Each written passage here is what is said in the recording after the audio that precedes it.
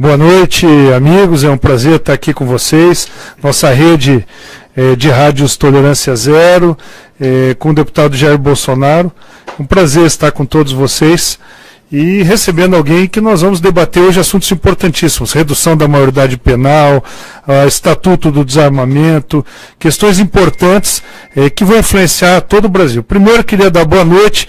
Lá nós estamos entre boa tarde e boa noite, 18 horas, e cumprimentar o deputado Jair Bolsonaro, abrir o microfone para que ele possa cumprimentar todos vocês e também dizer o que todo mundo quer saber no Brasil.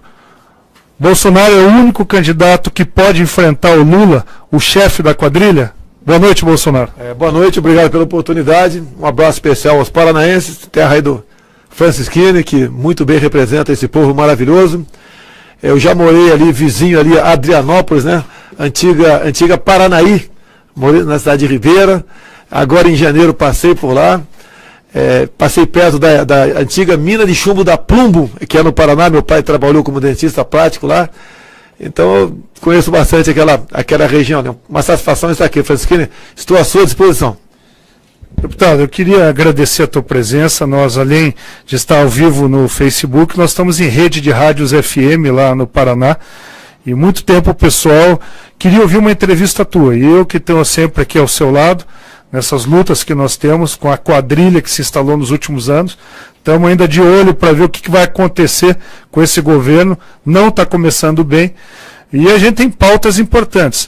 A primeira, que nós vemos todos os dias: a população desarmada, os bandidos armados até os dentes, explosão, fuzil, colete, carro blindado, a polícia com armamento obsoleto.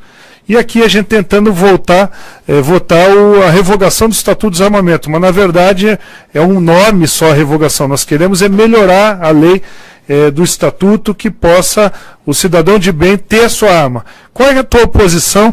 E muita gente quer ouvir essa tua posição, para que possamos identificar no parlamentar aquilo que ele vai fazer quando estiver no Executivo um dia. Primeiro vamos cumprimentar aqui o deputado Peninha, lá de Santa Catarina, né? Que é o autor do projeto de lei 3722. Dizer que, do que depender de mim, se um dia eu tiver poderes para tal, tenho certeza que você falar a mesma coisa, Francisquina, nós temos que mudar essa legislação completamente. Temos que, praticamente, na verdade, tocar no fogo o Estatuto do Desarmamento, tá ok? E passar a fazer exatamente o contrário. O cidadão de bem tem que ter o direito de ter a posse de arma de fogo. E o registro tem que ser definitivo, que esse governo aí do PT criou. Na verdade, foi o IPVA das armas, que periodicamente, quando você busca a renovação do registro de 3 em 3 anos e o governo atrasa, a pessoa que tem uma arma já passa a ser potencialmente um criminoso, porque está com aquela arma dentro de casa e não consegue registrá-la. E liberar também a marca de armas, não é apenas a Taurus, não. Nós temos que liberar aqui, até porque liberando, a Taurus vai aperfeiçoar e vai fazer um armamento muito melhor, eu tenho certeza. E mais no tocante ao porte de arma de fogo, temos que flexibilizar o máximo possível. Mais gente, né, ter o direito ao porte de arma de fogo. Dessa maneira, pode ter certeza que a violência no Brasil vai diminuir, e muito. Eu fui relator de um projeto teu lá na Comissão de Segurança Pública, você se lembra, do porte de arma para os atiradores profissionais.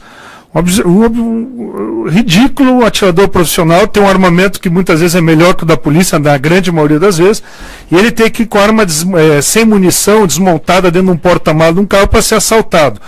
Outro projeto importante que eu queria que você comentasse é a questão do porte de arma longa, como você mesmo diz, de fuzil, para o cara que mora na área rural, fazendeiro, o sitiante que está lá esmagado pelo MST, atacado de todos os lados por bandidos que roubam implementos agrícolas, assaltam as fazendas, e hoje, se ele tiver uma arma em casa, é capaz dele ir preso e os bandidos vão lá e fazem a limpa. O que você tem para o pessoal da área rural e para os atiradores? Mas que primeiro o pessoal deve estar perguntando, por que só para o atirador? Nós temos que fazer o que nós podemos.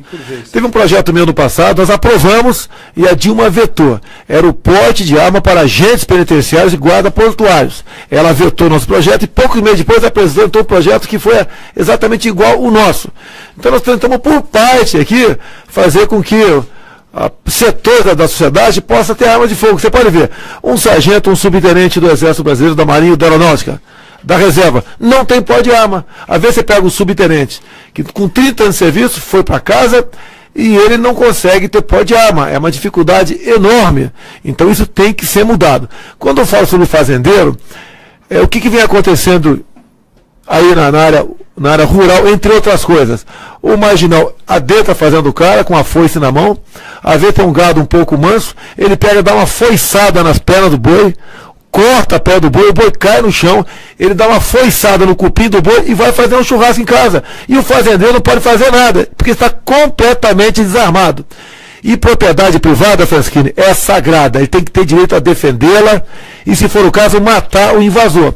E daí nós temos que aprovar no Código Penal o que nós chamamos de excludente de ilicitude, ou seja, numa situação como essa, para defender a sua vida, a sua propriedade ou a propriedade de terceiro, você pode fazer uso da força até matar, se for o caso, que você responde, mas não tem punição. Assim é em muitos países do mundo afora. Vai fazer uma besteira lá nos Estados Unidos, vê o que acontece contigo.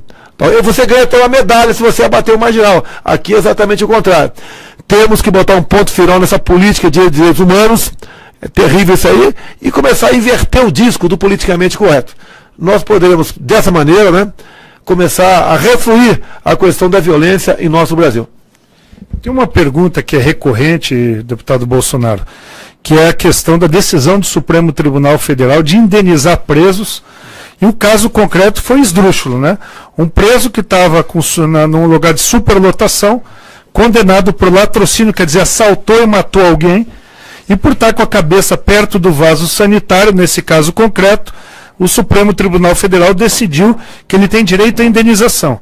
Você imagina agora se espalhando pelo Brasil, já que isso tem repercussão geral, a decisão do Supremo, de que todo preso que está em superlotação, ele tem direito a uma indenização. Quer dizer, a vítima não tem direito a nada, mas o preso que foi para lá porque matou, estuprou, roubou, traficou, esse tem direito. Qual que é a tua posição sobre isso? Imagine que esse marginal tenha matado um pai de família.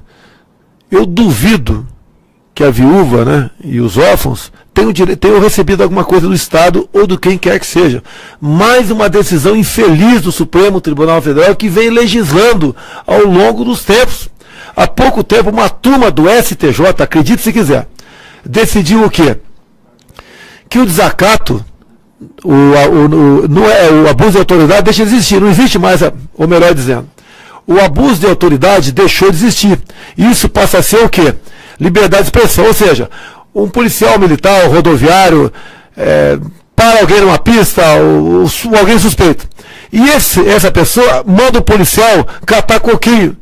Isso é liberdade de expressão, não é mais abuso de autoridade, não é mais desacato. E você não pode prender ninguém por isso. Ou seja, estamos no fim do mundo. E o Supremo, com essa decisão, que tem, como você bem disse, repercussão geral, qualquer um presidiário pode começar a requerer isso. Imagine a festa que não vai ser para advogados e para a bandidagem também. Mas eu acho, Francisquini, que a intenção não é aquele marginal que está com a cabeça encostada na privada, não. É para mostrar como os presídios estão cheios. Nós devemos, mesmo condenado, botar menos gente para dentro da cadeia. E quem sabe o condenado por corrupção não vai para a cadeia, por quê? Já está cheio lá. Você vai botar um ou outro criminoso dentro da cadeia. Talvez seja isso. Até porque nós tivemos há pouco tempo aqui, então, o deputado Domingos Dutra. Ele era do PT lá do Maranhão. Depois não foi reeleito. Ele apresentou um projeto aqui conhecido como Estatuto do Encarcerado. Uma série de abusos naquele projeto dele. Como, por exemplo, a presidiária passaria a ter direito ao quê? Salão de beleza. O preso a shampoo, a creme hidratante. Direito à visita íntima. Era dado o dia 25 de junho como Dia Nacional do Encarcerado. Ou seja, dentro de cada presídio ia ser eleito ali um bandido, né? Na Papuda seria o Zé Disseu, com toda certeza, né? Lá em Curitiba, daqui a um tempo seria até o Lula, se Deus quiser, caso isso fosse uma possibilidade concreta da nossa parte. Mas o mais importante é um artigo que dizia o seguinte: passaria a ser direito do encarcerado a cela individual. Ou seja, ninguém mais iria para trás das grades, a não ser aqueles que o próprio judiciário decidisse que deveria ir para trás das grades. Tem muito lugar no Brasil, deputado Bolsonaro, que estão achando saídas para diminuir a quantidade de presos.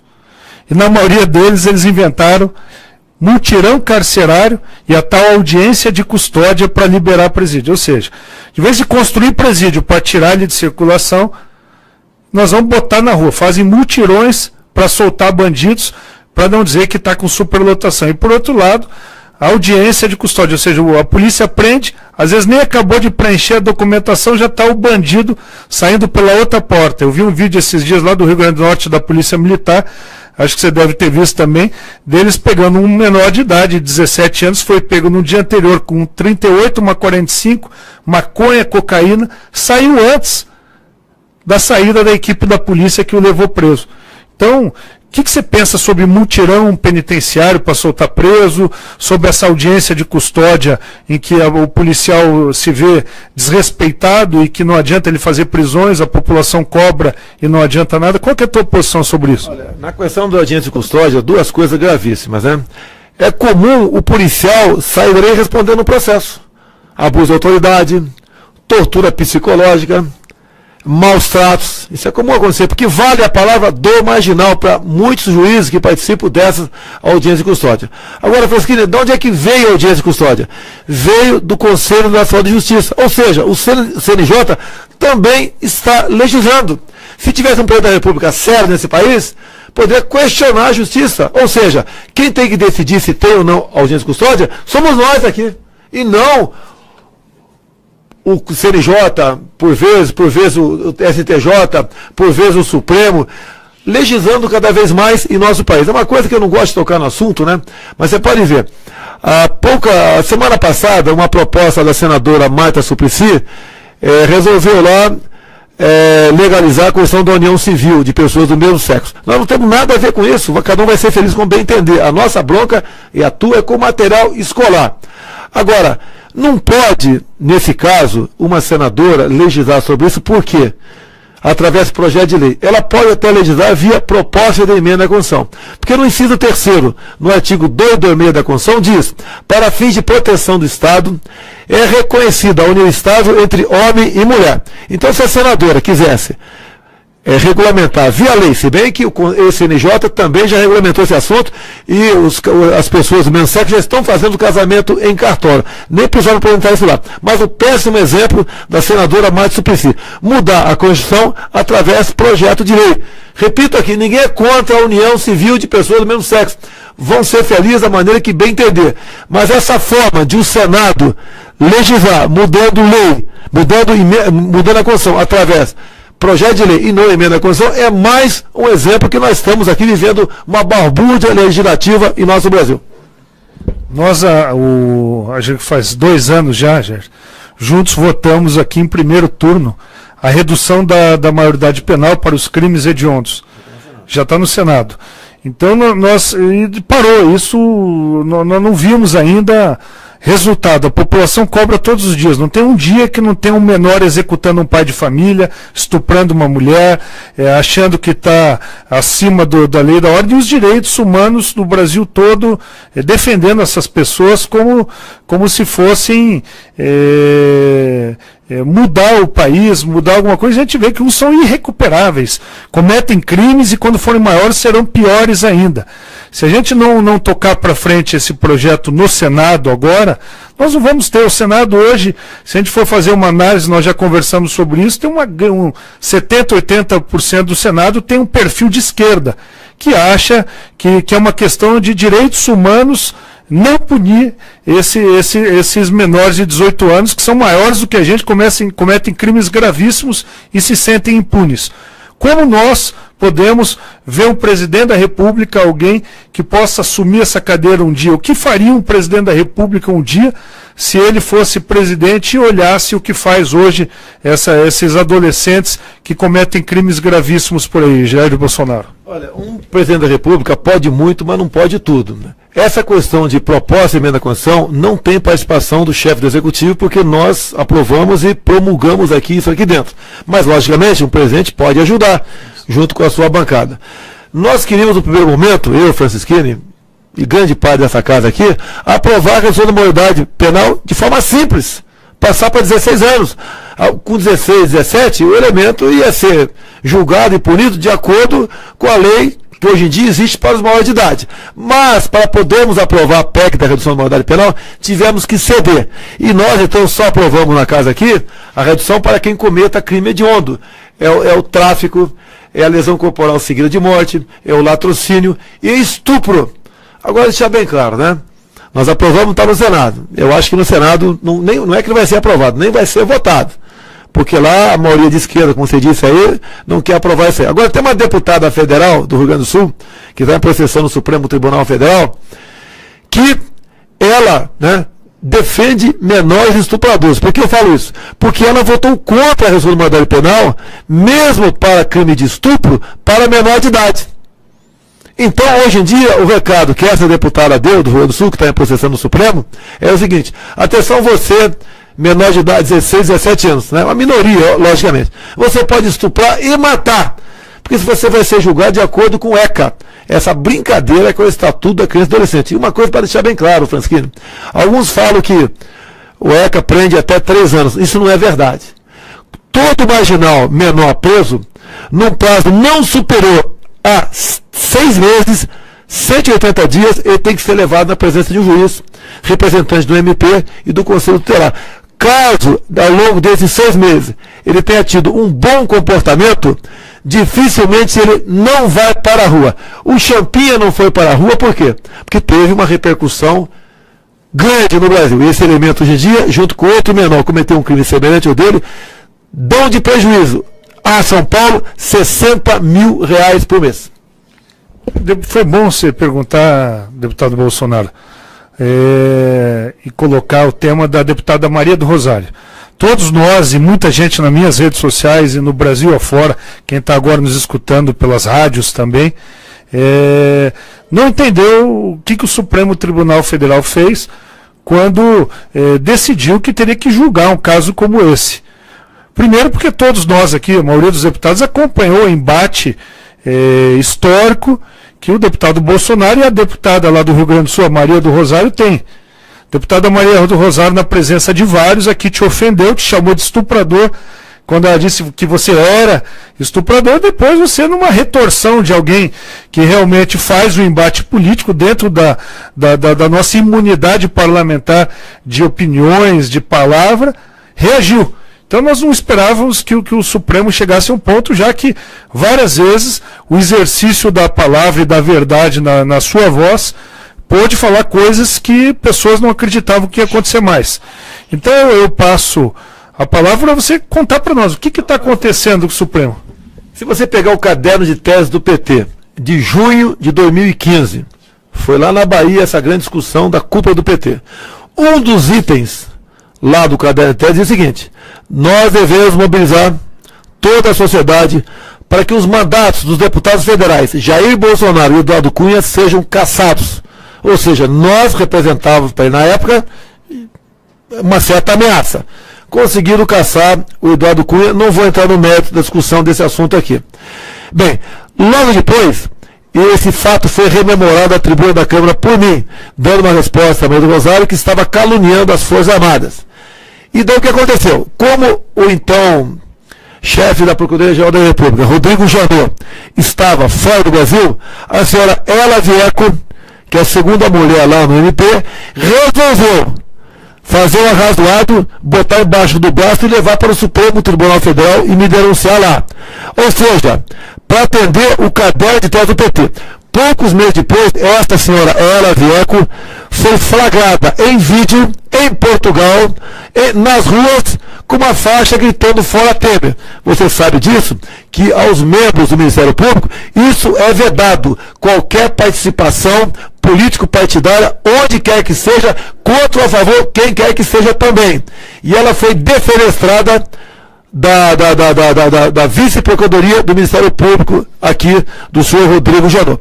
Agora o projeto foi avante. Logo depois, como houve um estupro coletivo no Rio de Janeiro, nada por acaso, aquele caso de estupro coletivo no Rio de Janeiro, para dar uma demonstração à sociedade que o pessoal de direitos humanos, esses bandidos de direitos humanos, defendem a mulher de estupro, foram procurar o ministro Fux, que era o relator do processo, e em 2 semanas conseguiram botar o meu projeto, ou melhor, o primeiro processo na pauta, com toda a pressão de Maria do Rosário, de Ela Vieco novamente, de Deli Salvati, de ONGs, de tudo quanto é pessoas e instituições que defendem direitos humanos, pudesse se fazer presente. E o ministro Fux resolveu fazer um relatório que é de cair o queixo.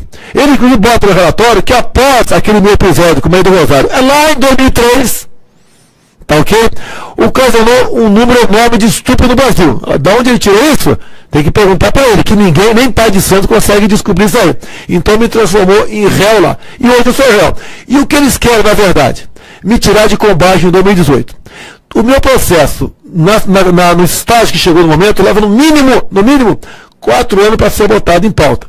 Caso o Supremo, essa turma do Supremo, bote em pauta o meu projeto antes das eleições do ano que vem, eu tenho uma única maneira, né, de resolver esse assunto. Renunciar meu mandato, o processo vai para a primeira instância e eu posso disputar eleições para deputado federal, presidente, ou seja lá o que for, o ano que vem. E isso nós vamos fazer. Da minha parte, serei candidato a alguma coisa em 2018. Veja, eu tenho um projeto semelhante ao teu, e daí não tem a mínima sensibilidade de dizer que você incentiva estupro ou alguma coisa, que é a castração química para pedófilo e estuprador, que já existe em outros países.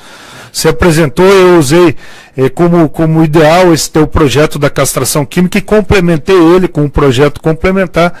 Mas como é que pode alguém que tem um projeto como o nosso de castrar quimicamente, quer dizer, um remédio que acaba com a libido desses malucos psicopatas que abusam de crianças, ser um incentivador de estupro? Como que é esse teu projeto? Muita gente pergunta nas ruas, castração é cortar o negócio do cara fora ou a castração? O que é a castração química? Não cortaria, não tem problema nenhum, né? Pergunte para uma mulher que foi estuprada o que ela tem que fazer com o marginal.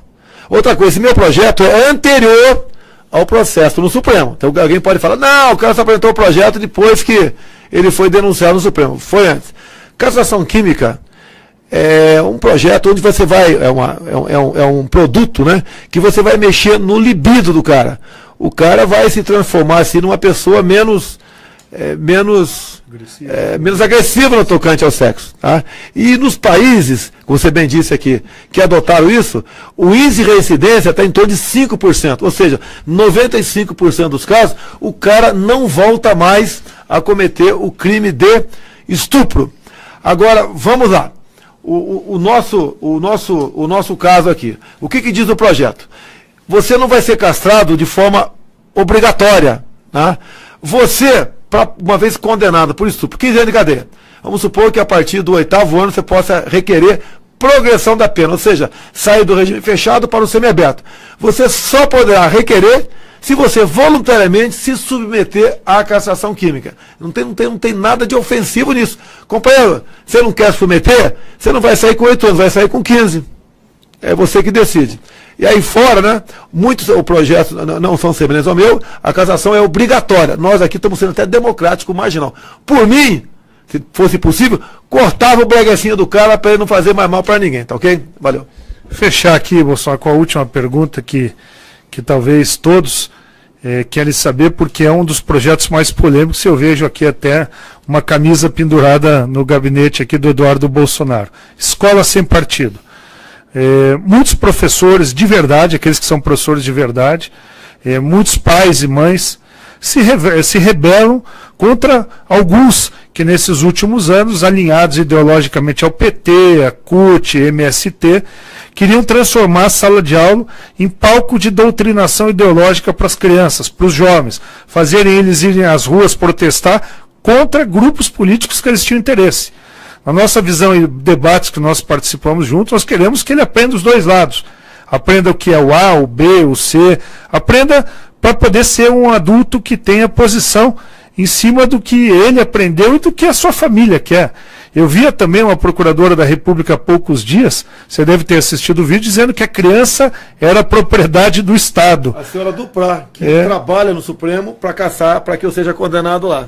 Então, a gente vê que nível está. O que você acha do projeto Escola Sem Partido? Ele é tão radical porque a gente vê alguns vêm aqui e quase se matam por causa do Escola Sem Partido. Nós estamos acertando o berço da doutrinação desses partidos de esquerda que dominaram e assaltaram o país? Primeiro uma observação, Francisquini, eles não querem transformar, eles já transformaram. eles fazem a doutrinação em sala de aula há muito tempo. E eles não querem perder essa fábrica de apoiadores. Porque tem muito moleque aí, cabeça de vento, que fica acreditando aí nessas besteiras, né? E estão prontos para ir às ruas, para depredar o que quer que seja, para cometer atos de violência, em prol de um projeto pessoal, doutrinação. Você pode ver, essa garotada que defende isso aí, defende que você pode doutrinar em sala de aula, e defendem as políticas de países totalitários, né, como Cuba, Coreia do Norte, o PCdoB aqui, o pessoal, até quando morreu o pai do Kim Jong-un, o pessoal do PCdoB fez uma moção de pesar para o pai do Kim Jong-un, lá na Coreia do Norte. Eles não abrem mão disso aqui. E nesses países não tem isso. Vá lá na Coreia do Norte, se é que você vai poder chegar lá, né? E veja se tem internet lá. Em Cuba tem internet, mas o salário lá da massa é de $20 por mês, mais ou menos R$65. E a hora da internet custa $10. Alguém vai usar a internet em Cuba? Não vai usar. E nós não queremos que aumente o número de militantes de esquerda que trabalhe por um comunismo, por um socialismo, onde o que pode acontecer finalmente com o nosso Brasil é chegar num ponto que não tem mais reversão. Nós temos que abandonar, logicamente, a democracia vai ser engolida. A primeira vítima disso tudo vai ser a própria liberdade nossa. O armamento, o cidadão de bem, é um antídoto contra isso. Todas as ditaduras foram precedidas de desarmamento. Então a escola sem partido, a gente não quer que proibir nada. Quer que os dois lados, como você disse aí, tomem conhecimento do que está acontecendo. Quem sabe programar aqui uma excursão, né, de algum jovem para Cuba, mas pega o jovem de esquerda, bota $20 no bolso dele e fala, você vai passar 30 dias no paraíso que você defende, em Cuba.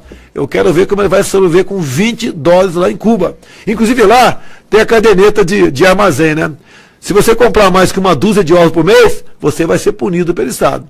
Então tudo tem um limite lá. Nós não queremos isso para o Brasil. Não queremos que o Brasil se transforme numa Venezuela, numa Cuba, quem sabe numa Coreia. Por isso, nós defendemos a escola sem partido. O Evo Morales, você acompanhou essa semana, aumentou a plantação de cocaína, da folha de coca lá na Bolívia, de 11 para 22 mil hectares. Ou seja, ele está patrocinando o tráfico internacional e entupindo o Brasil de cocaína, ou seja, de crack. Cracolândia espalhada por tudo quanto é lado.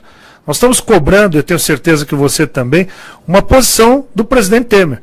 O presidente Temer tem que chamar o embaixador brasileiro da Bolívia para cá e cobrar explicações. Primeiro porque, depois que assumiu a presidência, ele ainda não cobrou a devolução daquela refinaria da Petrobras, que o seu Evo Morales meteu a mão e levou na mão grande, Lula e Dilma passaram a mão na cabeça dele. Qual que é a tua posição? Tua posição como presidente da República, se um dia Deus te levar para lá, vai ser fazer o que num caso como esse, deputado Bolsonaro? Deus que me leve e não me abandone, pelo amor de Deus, tá ok? Realmente a cruz é muito pesada, muitos problemas nós temos aqui. Vamos voltar um pouquinho para a Colômbia. O PT, junto com outros partidos de esquerda na América do Sul aqui, juntamente com as Farc, criaram o Foro de São Paulo. Então todo mundo sabe que a esquerda no Brasil está ligada com o narcotráfico. Agora o Michel Temer tem que mostrar a que veio. Eu votei pelo impeachment para exatamente nós começarmos a bater mais de frente nessas questões. O mínimo, como você está providenciando, que o presidente tem que fazer, é aquele ato, né, diplomático de chamar o embaixador aqui, que é um recado para o país onde está o embaixador, que nós não gostamos daquele ato, para se explicar.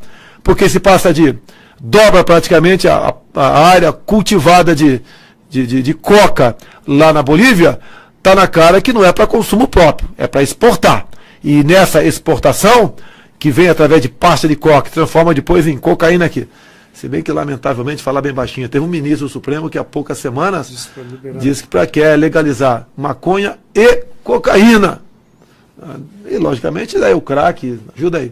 LSD, tudo que você possa imaginar. Ok? Imagina a desgraça que fica no nosso país. Ouvi dizer agora, não tenho comprovação ainda, que no Uruguai a liberação lá da droga não acabou com o contrabando. Aumentou o homicídio. Aumentou. Agora, por que não acabou? Olha só, Francisquinho, se você legalizar as drogas, que hoje em dia chega para o consumidor final, não tem ali, ninguém paga INSS, ninguém paga imposto, ela vai chegar mais cara. E chegando mais cara, vai ter o contrabando. E, inclusive, vai ter uma competição, no meu entender, vai haver o tráfico, melhor dizendo. Vai ter uma competição, inclusive. Hoje você sabe que tem tecnologia para você mudar geneticamente o THC. Cada um vai fazer um THC mais viciante do que o outro. É o risco que nós corremos. Se o Brasil aqui se transformar numa bagunça, já está meio bastante bagunçado, mas se aprofundar, se entregar às drogas, o que interessa isso para alguns países do primeiro mundo? Não vou dizer que é a política deles, né? Que a responsabilidade é nossa. Nós temos aqui riquezas minerais incalculáveis. Não é apenas o nióbio que falava o Enéas Carneiro muito bem. Temos também aqui a figura do grafeno agora, que é um assunto para outro programa nosso. Nós acabamos entregando essas grandes riquezas a empresas multinacionais que tiram esse mineral in natura aqui para o benefício próprio. Nós vamos ficar aqui, quem sabe, como aconteceu no passado recente da África, né? Gente aqui brigando contra a gente nossa mesmo para o bem-estar deles lá fora. Bom, queria então encerrar agradecendo muito a presença do deputado Jair Bolsonaro, agradecer a audiência de todos vocês que nos acompanharam nessa extensa entrevista e com certeza pela amizade demorou tanto, poucos jornalistas conseguem arrancar esse tempo todo e essa parceria, e eu quero deixar os microfones abertos e pergunto de novo para encerrar. Na minha visão, o deputado Jair Bolsonaro é o único que consegue enfrentar Lula numa eleição presidencial para evitar a volta da quadrilha ao poder. O que o deputado Jair Bolsonaro tem para falar para todas as pessoas que nos escutam hoje? Daqui a pouco nós estamos no Ratinho, programa gravado. Eu gravei também o programa Danilo Gentili, o próximo dia 20, a semana que vem. E o Gentili perguntou para mim quem iria para o segundo turno, né? Logicamente comigo, né, que eu estava lá. E eu falei, Lula, não é que eu quero Lula, não é isso daí. O Lula vai tirar proveito dessa reforma da Previdência. Vai tirar proveito dela. Eu vou votar contra essa reforma da Previdência? Também vamos votar contra isso aí, mas o PT vai tirar proveito dela. Vai, no meu entender, fazer com que o Lula chegue próximo a 20% de intenção de votos.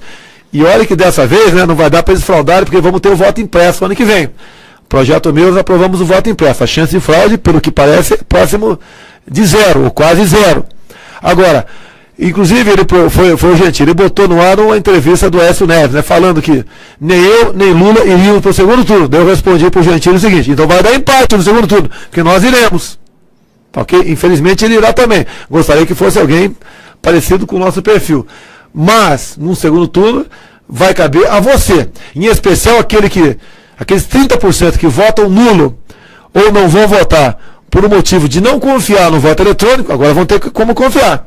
E ao participar com voto confiável, eletrônico e em papel também, nós temos como começar a mudar esse Brasil. E o apelo final aqui, se você quer votar em mim, ou alguém do meu perfil, ou do Francisquini, vote para deputado estadual, para federal e senador, gente com perfil igual ao nosso, que chegar lá, sentar na cadeira presidencial e enfrentar um congresso, como você há pouco ouviu o Francisquini explicar aqui, e enfrentar um senado onde 70% é de esquerda, vai ficar empate aqui também. Não vamos chegar a lugar nenhum. E nós queremos mudar esse Brasil.